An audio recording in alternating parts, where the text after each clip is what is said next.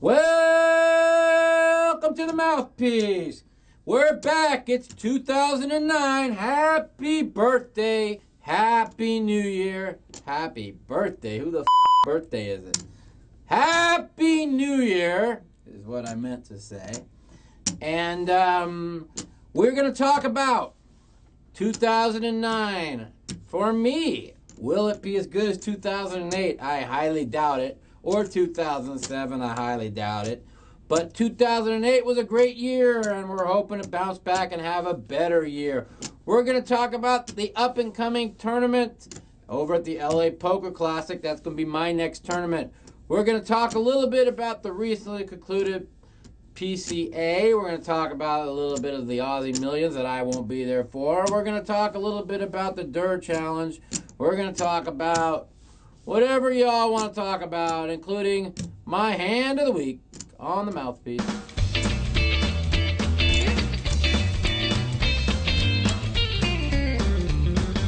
Welcome back to the Mouthpiece. And 2009 has kicked off. And as y'all haven't seen, I hadn't been here for about 6 out of the last 8 weeks. I want to apologize for that. I was very, very sick for 3 weeks. Not to mention the fact that Christmas and New Year's came up on a Thursday when I usually run the show, and we decided to just take time off for the holidays, and then I was sick for 3 weeks, and then I was playing the tournament for the other week that I finished at the final table. We haven't even had a Mouthpiece since then, where I finished 9th at the Bellagio 5 Diamonds, and that's coming off the 6th place finish at the Borgata, so or not at the Borgata, but at the Foxwoods tournament. So with back-to-back final tables in the WPT, I finished the year on a strong note. We end up going 21 total tournaments played, in which I cashed in approximately 11 of them and made 5 final tables, and really put on an amazing 2008 without playing any tournaments. I played 13 World Series of Poker tournaments. I played 3 tournaments at the London World Series of Poker, and I played 5 WPTs, including making 2 final WPT final tables. So it was a great year for me. It's unfortunate again I could not win the gold in the WPTs, and we had such a great shot in the World Series of Poker main event and the World Series of Poker main event Europe. But I ended up finishing out the note with 4 final tables, a 30th and a 16th in 6 of the last 8 tournaments. So it was a great run towards the end of the year, and hopefully we'll finish with a better 2009 this year. Moving on up to current events in poker. The recently concluded PCA is over. The Poker Stars tournament, the EPT, and yours truly was scheduled to go down there. I had a suite lined up and everything, in which like I said, I was sick, could not get myself out of bed. I actually didn't get out of bed from 2 days before New Year's till 3 days ago, which is now, I think, the 15th, the 12th, so almost 14 days. I went to a doctor. I just did everything I could, and I just couldn't get out of bed. It was just, I had some virus that was just brutal. But now I'm all better and feeling pretty good. I just actually looked on the internet who won, and his lifetime earnings now is $3,005,005. The guy who finished second, who got $1.75 million, his lifetime earnings is $1,750,055. So, a bunch of newbies winning first and second down there. And other than that, I really didn't know many people that were deep in that tournament. I saw the high rollers results, in which Elke won. I listened to his interview of how he won 3 straight coin flips and then picked set over set and then re-raised with 6-4 against 2 queens and won that. And I guess if you win 3 coin flips and flop set over set, you're probably going to win a tournament, because I've never won 3 coin flips in a tournament in my life. And that's a true story. First of all, I don't even remember the last time I played 3 coin flips in a tournament, let alone won 3. And I've only had set over set against somebody once in the last 5 years, and that was in the Monte Carlo tournament that Phil Ivey won about 3 years ago. And that was early in the tournament. So other than that, I've never even get set over set. So congratulations to too healthy for running his normal good self. But I played with him at the Bellagio. I thought he's a really good player, so congratulations to him. The Aussie Millions starts today or tomorrow, I think. And yours truly is not there. I wish I was there. I think it's the best tournament of the year besides the World Series main event, or maybe the PCA where they had 1,600 people put up 10 grand. But I missed that, and I'm missing the Aussie Millions, and kind of sucks. I didn't make it down there, but I was not going to play $30,000 for airfare because I'm not going there unless I'm flying first class, because I'm not flying 19 hours or 15 hours sitting in a coach. Because I'm going to tell you right now, it is not fun, and the people sponsoring it were, which originally told me they were going to pay my airfare and my hotel and everything, decided that they weren't going to pay my airfare. They weren't going to pay my airfare. They were just going to pay my hotel and my buy-in. And well, I didn't find it in my necessary needs to ship myself all the way across the world for other people to make their tournament better. So I wish them all the best of luck, but I wish I was there, but unfortunately I've decided to stay home and relax and get myself healthy. So I missed the PCA, I missed the tournament, and they are now on day 2 down in Mississippi, another tournament I missed. So all January they're firing up tournament after tournament, and I'm missing tournament after tournament. Well, you ask yourself, why am I doing that? Well, the truth of the matter is I kind of got burned out. I've actually played poker twice in the last 2.5 months, not counting an occasional 15 or 20 minutes online. And in those 2 times I made both final tables, once in Foxwoods and down at the Bellagio down here. So it's I think the time off and the space in between has allowed me to play really well and not be so burned out on playing so much. I got to where you get so close and you don't get there and you don't get the gold. It's very hard to keep getting up and especially in these tournaments and getting focused. And I found myself really struggling to get myself motivated to play. And you know, I read a lot of Daniel's blog, and he talks about how he's been playing, but he hasn't felt like playing, and he hasn't been playing real good, and he feels like he's just in there giving away his money. Well, you know, if I don't feel like playing, I don't feel like giving away my money and getting myself buried. So I haven't felt like playing, and I don't see myself motivated to go down and play if I don't feel like playing, to get myself focused to play. So basically I just took some time off. I'm trying to get myself geared and ready to play and get myself focused to play, and that's why I haven't really played much. So that's what's going on there. I will be down in the LA Poker Classic for at least 3 weeks of the 5 weeks. I'll be playing some cash down there. I'll be playing down there. So anybody out there wants to say hello, I'll be down there.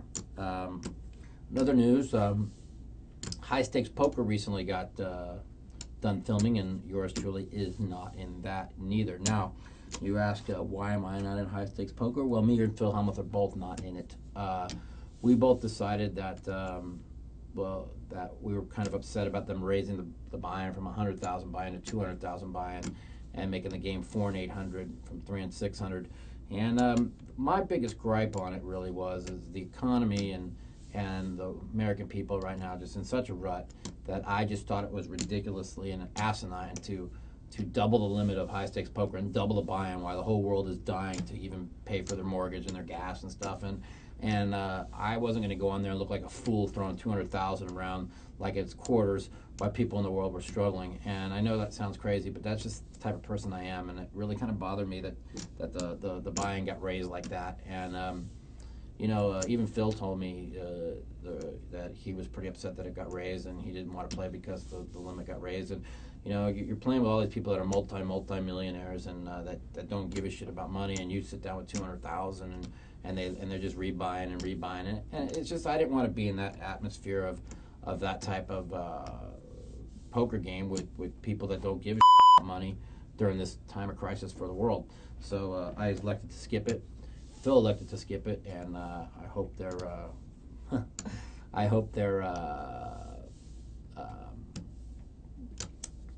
ratings are not so far down not having me and Phil, because I just can't see how high stakes poker is going to be fun to watch without Mike Matusow and Phil Homa. But if it's not so much fun to watch, well, I guess maybe they won't be having the buy-in so high next year. But anyhow, on another note, so don't be looking forward to seeing me on high stakes. I won't be there.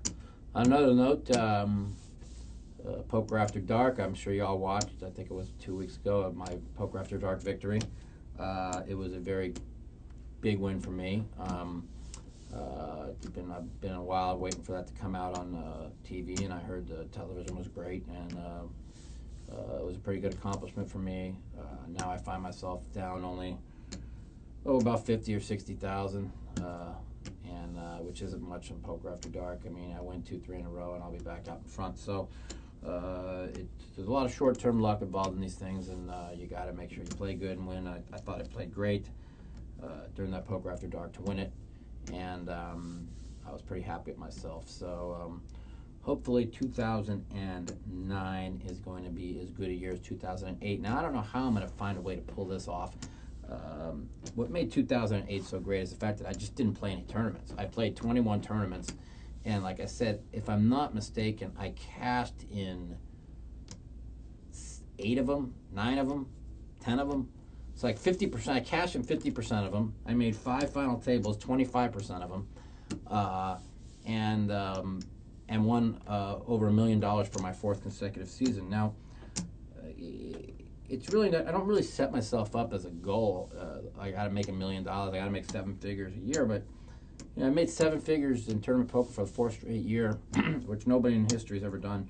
And it's not like I've set out that, oh, I got to set this goal, but it's really feels good to be doing what I've set out to do, and that's become the most consistent, successful tournament player in the world. I'm not looking to make the big score and win a tournament I'm looking to be consistent, and now to be recognized as the most consistent poker player in the world, or one of the top 3 most consistent poker players in the world, you know, along with my personality and a lot of fun to be around and around the cameras and stuff. You know, I'm trying to really package myself as a good person, a good guy that really is doing well and is fun to watch on TV. So things are going well in that aspect, and I'm pretty happy with how 08 turned out. I definitely truly believe it was my biggest year ever, even though I have won more money before in a year. My consistency was ridiculous, my focus was ridiculous, and hopefully 09 it'll be the same. It's going to be real important though for me to get motivated and ready to go, and I think once I start getting in a little bit of a groove and start playing again, it should be no problem. I'm sure you've all heard of the Tom Dwan Durr Challenge to the world of playing 4 PLOs or no limit hold'em at the same time and laying them 3-1, 1.5 million to 500,000 if anybody can beat them. Tom, I wish you all the best of luck. I consider you a good friend. I think you're a very good poker player, if not one of the most talented poker players ever, but you are in for a wake-up call. You have completely lost your mind, and I will say it again, egos will break you, cards will make you, and unfortunately, you're going to have to learn the hard way. I hope it doesn't happen, but let me tell you something. I didn't think it would ever happen because I was unbeatable, and I walked around and I challenged the world, and let me tell you something. It does happen, it will happen, and it sucks when it does. But I wish you all the best of luck. Congratulations, and I hope you have tremendous success. Now, going from that note, my hand of the week, brought to you by FullTiltPoker.com. Watch me play FullTiltPoker.com. Download it at MikeTheMouth.com if you don't have it. And you can also sign up for bonus code MOUTH anytime that it doesn't have FullTiltPoker.com. Bonus code MOUTH. And watch me play, and we will be there. And my hand of the week is by Limit Hold'em. I played last night. It was like the only hands I played in like a month. So it'll be my hand of the week. It is a hand where this gentleman I played raised. I re-raised it with 2 8s. He called. The flop become King 6-3 with 2 spades. I bet he raised. I re-raised. He called. Turn card Jack. I bet he called. River card Ace, I bet he called, and his hand is Jack 7 of clubs. That's my hand of the week, ladies and gentlemen. That's right. The flop came King 6-3 with 2 spades. We have 3 bets in on the pre-flop and 3 bets in on the flop. Now he hits a jack on the turn and calls, and an ace on the river. Now I 3-bet pre-flop. What in God's name did he think I had? I mean, and he got 3 bets in on the flop, and then the ace hit on the river. I mean, he just didn't even hesitate to call. And this is why I like to say online puke poker. Because when I see things like that, you wonder to yourself, is it really, truly real? That's my hand of the week. I hope y'all enjoyed it. This is my favorite time of the show. Let's light up the phones. We're going to have a lot of phone calls today. It's New Year's on the Mouthpiece. Welcome to the Mouthpiece. It's Mikey. What's up, Mikey? What it be, brother? How you doing, bro? I am doing. What are you doing? Right on. I just wanted to say about the whole positive thinking deal that you always talk about. Yeah. It's really helped my game out a lot, actually. I was on a real bad losing streak, and like I was pretty much making the bad beats, you know, I was pretty much having them come on their own because I was thinking about it. You know, I just expected to lose all the time, and man, I started thinking positive, and bro, you don't started changing, you know. And yeah, and the I made 2 final tables 2 days in a row, and I'm running a lot better, and things are going good, and it really amazed me, you know, how much that whole positive. Oh yeah, deal it's absolutely, worked out.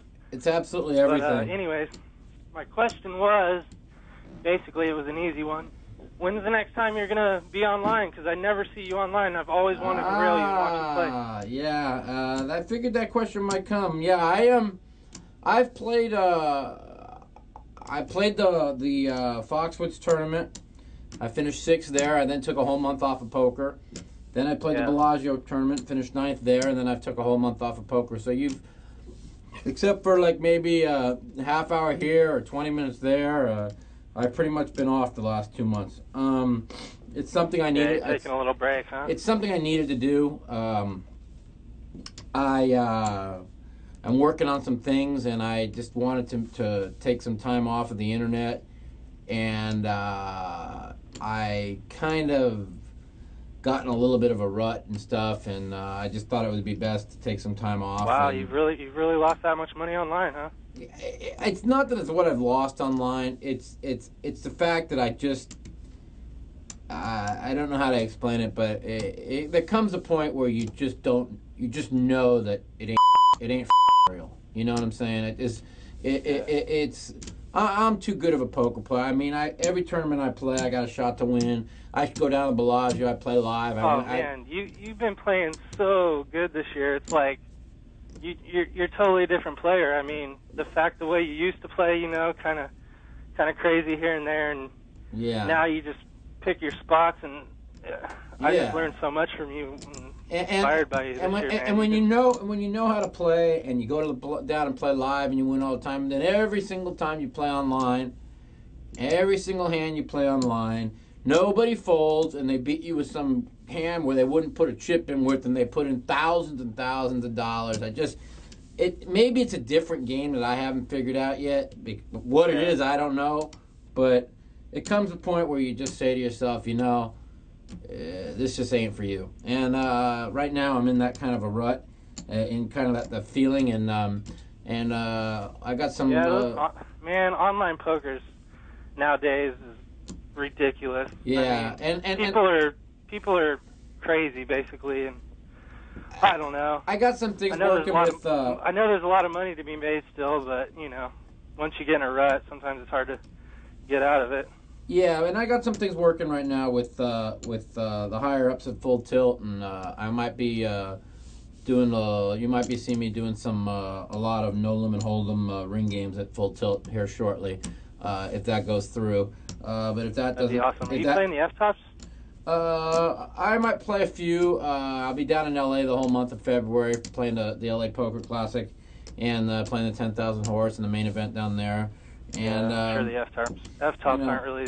It's real important for me to get really focused and ready to get in the frame of mind where I need to really think about poker again. And you know, I've been betting a lot of football and enjoying the bowl season and taking time off. So. Right. All right. I'll let you go. Can I ask you one more question? Yeah. Hurry up. I got somebody on the line. What's your thoughts on this whole DUR challenge, and who do you think's going to come out on top? Well, there you go. I'll get that out. We'll talk about that a little bit on top of the show. I think I love the kid. I think he's a great kid. I think that well, he's in for a rude awakening. I mean, anybody who has a big ego in poker, I don't know one person in the history of poker that walked around with a big ego. You nailed it right on the head. And that didn't go broke. Exactly the same if you got a big ego in poker, you're going broke. I don't give a who you are. That's what I'm thinking. I mean, this kid needs to get some sense slapped into him. You know, he needs to lose. I've tried to talk to him. He's been on a lifetime up streak. You know what I mean? He's on the run of his. He's been on the run of his life. He had a big run. He had a big downswing where he almost went broke, and this was only back in 3 months ago. So, you know, now he's on this big incredible upswing. And let me tell you something: egos will make you, cards will break you. I mean, cards will make you, egos will break you, and boy, I guess you're gonna have to find out the hard way, kind of like I did, because I used to walk around like I was the greatest thing since sliced bread, and I know. And when you wake up and realize what it's all about, it really changes. Definitely sound like your head's in the right place nowadays. Yeah, I gotta go. I got another call, man. Thanks for calling. Thanks for calling. An even better year. That's gonna be hard to do than what you did last year, but you know, I still think you can. I will. Thanks, man. Thanks for calling. I gotta go. Take care. All right, later. Bye bye. Welcome to the Mouthpiece. Happy New Year. Happy New Year, Mr. Mike. It's Iceman calling. How you doing, buddy? What's up, man? I heard you was in jail or something. Where are you getting your information from? I don't know. I heard something about something. I don't know. No, I don't know what I heard. No, man. You got to be kidding me. Happy New Year to you and Jess. Thanks, buddy. What's been up? I've been in a tormented jail of sorts, you know, getting involved with bipolar chicks. You know, that's kind of like its own prison, you know. Dude, just getting involved with chicks is being in prison, man. What are you talking about? They don't have to be hey, you know, speaking of that, actually, 2009 might be the year that I actually proposed marriage to Victoria Price down there in the California high desert. Yeah, 2009 might be the year I proposed, like, jumping off a cliff. That's true. Hey, listen, I just wanted to ask you a little bit. What do you think the optimal strategy for playing short-handed sit-and-goes would be? Short-handed sit-and-goes. Yeah, the six-man. I don't know. Oh, I just think turbos or regular. I don't go for the turbos. I play the regular. Regular. Well, I just like to just play tight until there's like down to 3 players, and then they play 2, I think, out of 6.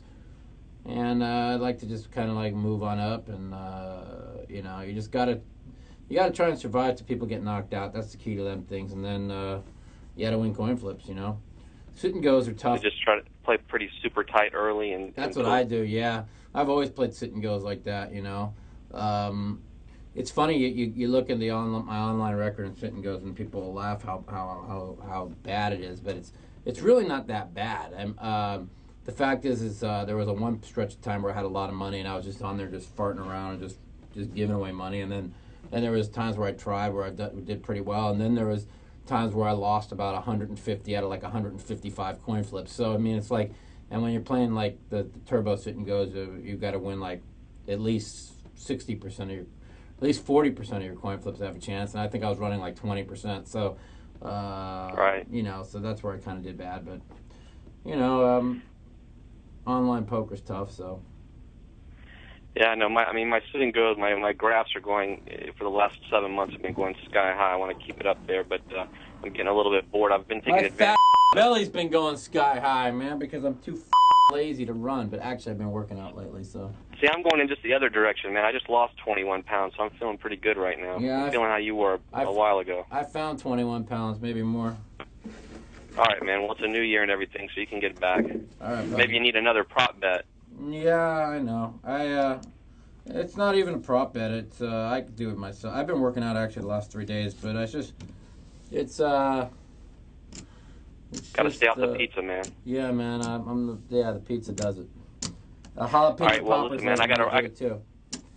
All right, I gotta man, run. Take it easy. Tell Jess hi. All right, man. You got Peace it. out. Bye. Welcome to the Mouthpiece. Happy New Year. Happy New Year, Mike. This is Jonathan from Savannah. Jonathan, what's going on, buddy?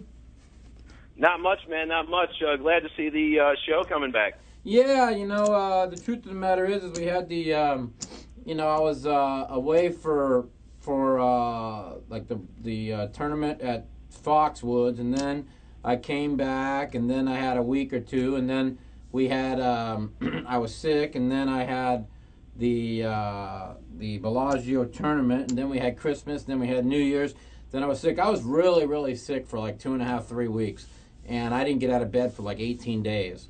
So I just picked up some kind of virus that would not get out of my system. I mean, I went to the doctor, I took everything. It was just like, it was brutal. So, and then the Christmas and New Year's fell on Thursdays, so the office was closed, and it was tough to get people to come down for New Year's and Christmas. So that's basically what happened there. Yeah, well, sorry to hear about you getting sick, but either way, glad to see you back. Yeah, thanks, man. I appreciate it. What's been going on? Not much. I've got one question for you, and it's an amateurish question, but I've been thinking about this lately, and I just want to see if you can help me out. There's a tournament down here. It's a very low buy-in tournament. It's $100, and it's pretty small. Usually about 20-25 people. And the players in this tournament, they're usually pretty bad. There's a couple of good players. A lot of them are just guys. They're not there to play poker. They're there to gamble. They'll call you down with just about anything. So obviously from that you want to play solid. You can't bluff these guys out or anything. However, you can't bluff this anybody. Whole tournament is about 20-25 people. The whole thing's over in like an hour and a half. So it's very fast.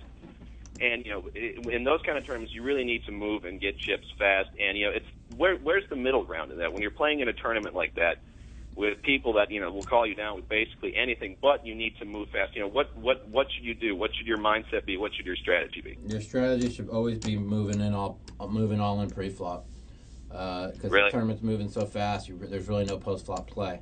So when tournaments like that, somebody raises, you have to come over the top and for all your chips, and you have to put pressure on it and pick up chips by collecting. You can't just chop blinds and antes, because the structure is so quick and people are calling with almost anything. So it's real important to play snug, and when you open or whatever, it's got to be all in, come over the top, all in, and you got to play a lot more coin flips than you want to play. But it's a tough to play that way. But unfortunately, in the way that when it's structured like that, that's what you have to do. Okay, well, thank you. That was my only question, and I look forward to seeing the show tonight. Hey, man, thanks a lot. Appreciate it. Take care. Thanks for calling. All right, you too. Happy New Year. Yeah, you too. Thanks. Welcome to the Mouthpiece. Happy New Year to you. What's up, Mike? Who's this, man? This is Jay from PA. Jay, what's up, buddy? Nothing much. Just had a quick question for you, bro. Sure. I'm playing a couple local live cash games in the area. Atlantic City's like 2.5, 3 hours, so a lot of players just playing a lot of local underground games, and we just had one in the area that was recently robbed, and I wanted to know, in your experience, if you've played in any local underground games, has that ever happened to you, and if so, what's your best advice if you're in that situation? The only place I ever been where it was ever robbed, where I was playing, we were playing in Paris back in '03. And a bunch of gunmen came in with shotguns and put everybody under the table, and they robbed the cage and stuff. It was kind of scary, and we've never gone back there since. But I've heard that the security there is real good now. But I've never actually played in any home games where I was actually worried about something like that, because the only person that can ever come and rob a home game or an underground game is somebody that knows it's going to be there. That means it's always got to be some kind of an inside job. So that's what everyone thinks. I mean, at any time for somebody to just come. I mean, this is actually in somebody's home. So yeah, that's a positively an inside job, and somebody that knows about the game, and that the game's already there. So you can almost narrow down probably to about 5 people that could possibly have been. So it just. There's no way it could be anything else but an inside job or somebody that always knows that the game's there. So.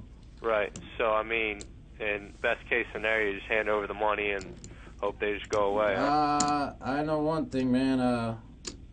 If I was to get somebody to rob me in this day and age now, just give it to them and have a nice day. Somebody tried to rob me back in 1996, I think, in 97. I had like 35 grand on me, and I guess they followed me home for where I was playing, and that was like my whole entire life's worth, and they came up to me with a gun. I punched them right in the mouth. I look back at it, and I say to myself, and I took off, and I say to myself, man, I said, I should have just gave him the money, because I was kind of stupid, Yeah. but I was like, this and I ain't going broke, man. I ain't taking all my money. I'd rather be dead than give it to you. But that was one of the dumber things I've ever done. That'll be my autobiography about some of the stupider things I've done. But yeah, that's probably what I would have done. Yeah. All right, man. Thanks a All lot. right, man. Appreciate Take care. Later. All right, man. Bye-bye. Welcome to the Mouthpiece. This is Mike. Hey, Mike, how you doing? Happy New Year to you. How are you? Very good, thanks. Mike, I was wondering, what's the good starting requirement for playing a low-stake tournament where you only start out with, like, 1,500 in chips? Like, should you be, like, extra loose in that game, like, extra conservative? Like, how do you play, like, that type of game? When you don't have as much starting chips, you have to is actually the opposite. I mean, you have to play even tighter because you just you don't really have any maneuverability to see flops, play people in position. So it's really important that you're going to find yourself playing a lot of coin flips. You're going to find yourself shoving a lot. So it's real important to play late position, and it's real important to play pretty tight, and it's real important that when you do play to make big enough raises that commit you to the pot. So there's really not much poker to lower buy-in tournaments where the blinds go up real fast, other than to play super tight and just shove it in there and hope you win a coin flip. Yeah. All right, thanks a lot, man. Yeah, no problem, man. Call me anytime. All right, take care, man. Later. Hello, welcome to the Mouthpiece. Hey, Mike. What's up, man? Hey, what's going on? Nothing. Happy New Year. I have a question. Yeah. You there? What do you want, man? Yeah, I have a question. Yeah.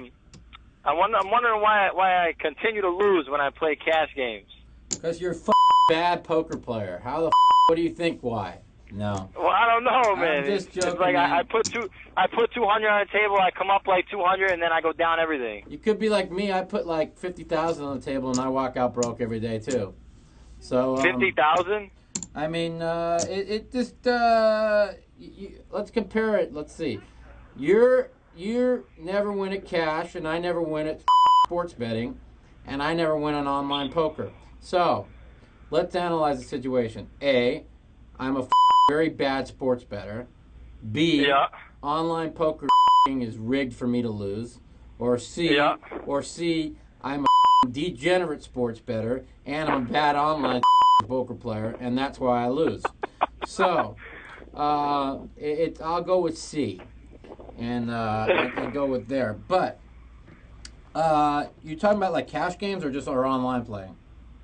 Cash games. Cash games, you lose in cash games? I never lose in cash games, ever. Yeah, I play cash games, and I come up like $200-$300, and then I keep playing, I lose everything, all the time. Well, I can obviously see what your problem is. You obviously play too many hours, so you get tired. And then when you're winning, you don't take your time to leave. You don't analyze the table when the fish has gone, unless you are the fish, because then you might not be able to analyze who the fish is when you are the fish. But let's just say you're not and you're a good player. You're not realizing when, hey, the game's slowed up and the guys giving their money ain't there, and you find yourself. So should I just get off the table when I'm up? Nah, you should get up. If the game's good and you're playing good, you stay. When the game is not so good and the guy is giving away money leaves, you should leave. That's the bottom line. That's how you play. Play when the fish is there, leave when the fish ain't there. If you don't know who the fish is, go look in the mirror in the bathroom and see what you can find. But other than that, you should be all right. All right. All right, man. Thanks for the call. Thank you, Mike. Later. Well, I hope you all enjoyed the show today. It's been nice getting back here. I hope y'all continue to call in 877-675-1306. We're going to be back here next week. We're going to be back here probably the week after. I'll be down in L.A. for a couple weeks. We might do some shows from there. And I hope you all continue to join in and talk to me. Call me, Mike the Mouth Matusow. Check in what's going on in my world, in my life. Also, real important to know, Mike the Mouth books are coming out May 19th. Check Raising the Devil. On Amazon, you can order a prepaid copy. You can go out and buy a copy on AmazonBooks.com. That's Check Raising the Devil by Mike Matusow. And also my tournament poker book, which is also called The Art of Extraction. It talks about tournament no limit deep stack. That will be out also approximately the same time. I'm hoping May 19th also. And those two books are are really something that's real important to me. And my autobiography is something that is very important to me. And I got a movie in the works with that. And things are looking up for 2009. So when I look up at 2009, the most important thing coming up for me, beside winning tournaments, is my two books. So I want you all out there to know, get yourself some prepaid copies.